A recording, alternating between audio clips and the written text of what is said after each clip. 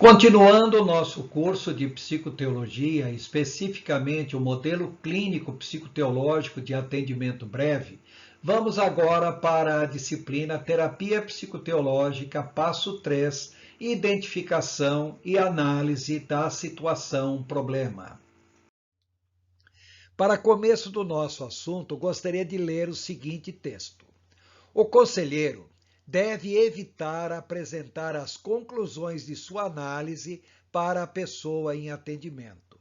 Deve sim ajudá-la a construir essas conclusões como se ela as estivesse deduzindo por conta própria. Assim ela se sentirá participante ativa de seu processo terapêutico. Irá se sentir dona de sua própria vida.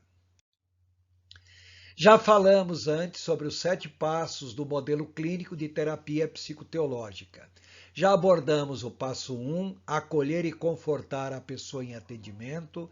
Já abordamos o passo 2, acolher a queixa e compilar dados sobre a pessoa atendida. Agora, falaremos sobre o passo 3, identificação e análise da situação problema. E, posteriormente, em outro momento, falaremos do passo 4, processo interventivo, trabalhar a situação problema e a pessoa problema. Passo 5, processo interventivo, compromisso e processo de mudança. Passo 6, análise do autocontrole. E passo 7, alta terapêutica e acompanhamento. No momento, o nosso foco está no passo 3, identificação e análise da situação problema. Agora procuraremos identificar as diferentes situações problema e escolher e clarificar a situação problema a ser trabalhada. Nesse terceiro passo, primeiramente vamos ver como fazer a identificação de diferentes situações problemas. Lembre-se, nós estamos atendendo uma pessoa. Ela já trouxe sua queixa manifesta, já identificamos queixas latentes diversas, demanda manifesta, demanda ou demandas latentes. Agora nós queremos pegar uma especificamente situação problema, mas antes nós precisamos ver quais são as situações problemas que a pessoa apresenta.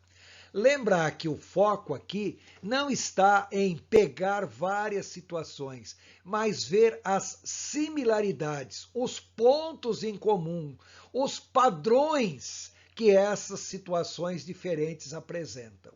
Então, quando nós falamos em similaridades, nós estamos falando pegar as várias situações, ver similaridades comportamentais, similaridades emocionais, similaridades cognitivas ou fisiológicas entre as queixas, entre as demandas e história de vida da pessoa.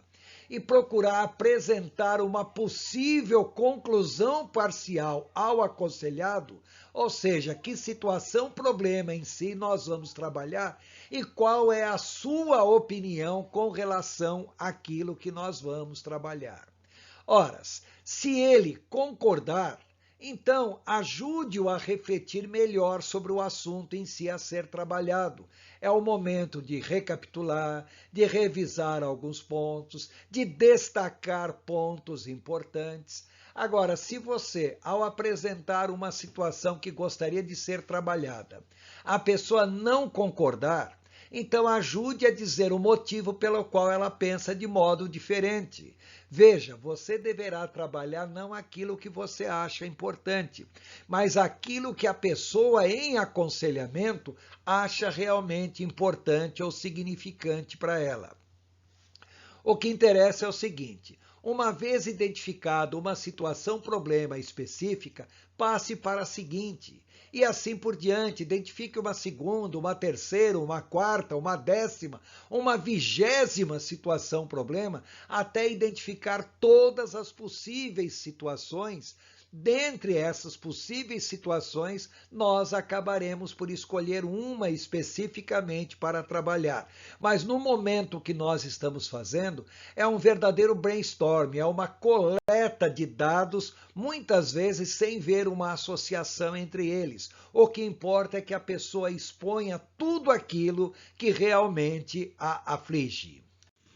Uma vez identificadas as diversas situações, problema que dificultam a vida da pessoa, vamos agora fazer a escolha e clarificação de uma situação, problema específica a ser trabalhada. De comum acordo, ambos, ou seja, o terapeuta e a pessoa em terapia, ambos devem escolher uma situação específica que tenha características em comum com as demais. Por quê? Uma vez que esse problema seja resolvido, vários outros poderão ser resolvidos simultaneamente. É a efetividade da terapia. Ou terão seus efeitos comuns atenuados. Lembre-se, o foco não está no problema da pessoa, mas na pessoa do problema.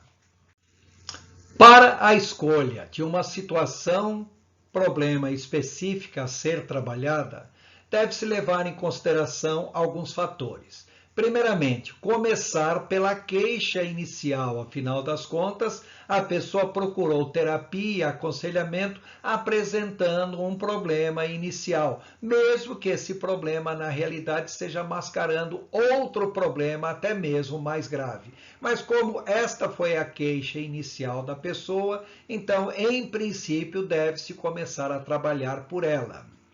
Outra coisa também, há a possibilidade para identificar uma situação, problema, como por exemplo, a pessoa pode ter problemas psiquiátricos, transtorno de personalidade, a pessoa pode ter problemas interpessoais, ou seja, problemas de relacionamento na família, nos diferentes grupos sociais dos quais faz parte. Também problemas ambientais e circunstanciais, como dificuldades de trabalho, dificuldades financeiras, problema de saúde, problemas de moradia, dificuldades para atividades de lazer, dificuldades legais, assim por diante. E também problemas pessoais variados, como, por exemplo, infertilidade e ausência de filhos, história de múltiplos abortos, problemas religiosos, etc. De imediato, deve-se atacar uma situação que seja mais confortável para o aconselhado ou uma situação mais danosa para ele. Em geral, as pessoas preferirão trabalhar uma situação que seja mais confortável. Mas o terapeuta, na sua experiência pessoal, sabe que muitas vezes atacar uma situação mais danosa pode ter mais efeito benéfico a médio ou até mesmo a longo prazo. Então, o terapeuta tem que ter muito feeling nesse momento para orientar a pessoa sobre qual situação específica é que deverá ser atacada. Uma vez identificado uma situação, problema que nós desejamos trabalhar, agora é o momento de fazer uma clarificação da situação, problema. Entenda, uma vez escolhida uma situação, problema, colha mais informações sobre ela. Agora é o momento de mais detalhes, procurar associar mais ao ambiente, ao histórico de vida dessa pessoa. Agora tenha em mente algo extremamente significativo. É muito importante que o conselheiro leve a pessoa a verbalizar o que pensa, o que sente e como age. Afinal das contas, ao verbalizar, ela está exteriorizando pensamentos e ao verbalizar, ela está interiorizando novos pensamentos. Quando falamos em verbalizar, direcione a pessoa a dizer quando esse problema ocorre, com que frequência ocorre ou com qual regularidade, qual é a duração e intensidade do fato. Mais do que isso, quais os fatores ambientais ou circunstanciais associados para que esse problema ocorra. Em que situação seria de se esperar que o problema ocorresse, mas não ocorre? Por que será que não está ocorrendo quando se deveria esperar que ele ocorresse? É um momento extremamente importante, lembre-se. Uma situação problema já foi definida, que será trabalhada. Agora é o momento de colher mais e mais informações desta situação problema. Lembre-se, essa situação problema apresenta características típicas de todas as demais situações problemas. Ela é o padrão típico de comportamento dessa pessoa. Então, nós precisamos conhecer o melhor possível dessa situação, porque ao conhecer isso, na realidade, nós estamos conhecendo mais e mais de todas as demais situações problema que envolvem essa pessoa.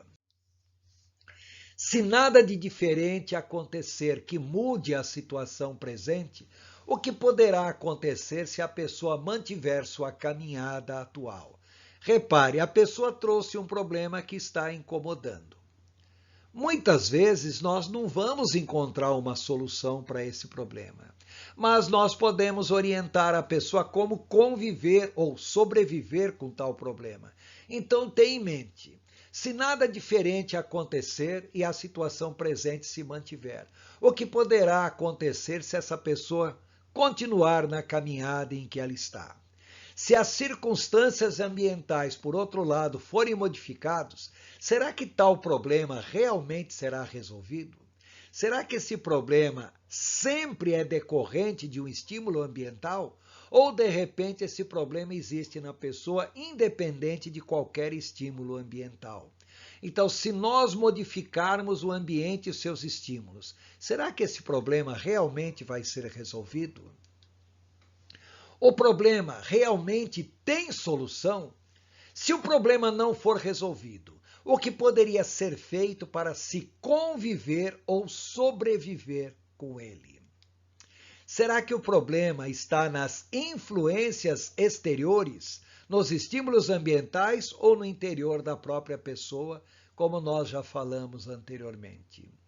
O que poderia ser mudado nos aspectos cognitivo, emocional, comportamental, fisiológico, social, espiritual, etc., da pessoa, para que ela veja seu problema de outro prisma.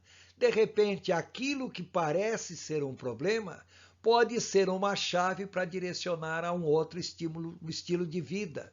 Então é importante que nós, muitas vezes, levamos a pessoa a ver o seu problema de uma outra maneira, porque isso poderá mudar completamente o modo como ela vai querer tratar o problema daí para frente.